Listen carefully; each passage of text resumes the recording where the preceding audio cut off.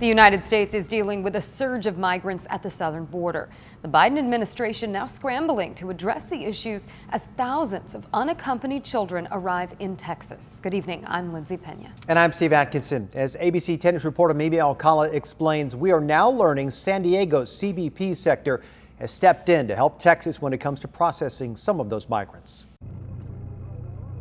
They don't leave their home country because they want to. They leave their home country because they have to. Many migrants, including thousands of children and teenagers, are streaming into Texas seeking asylum. It could be environmental situation, violence, threats.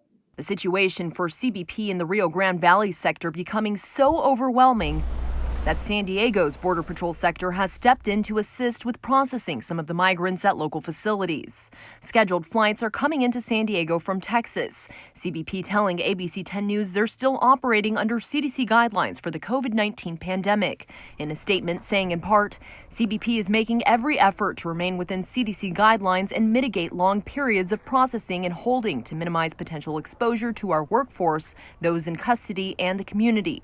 Once processing is complete, these individuals will be expeditiously transferred out of CBP custody.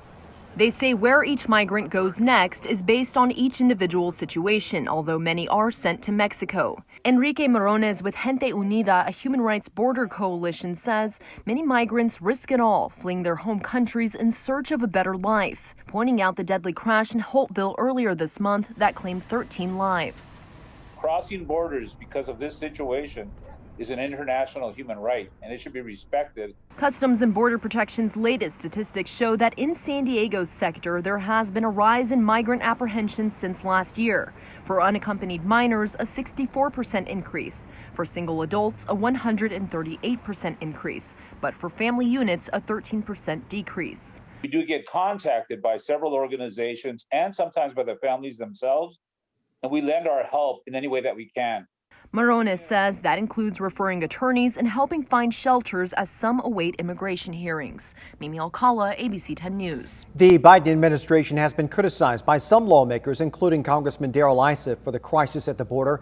In an exclusive interview with ABC News, President Biden asked migrants not to come to the U.S. at this time.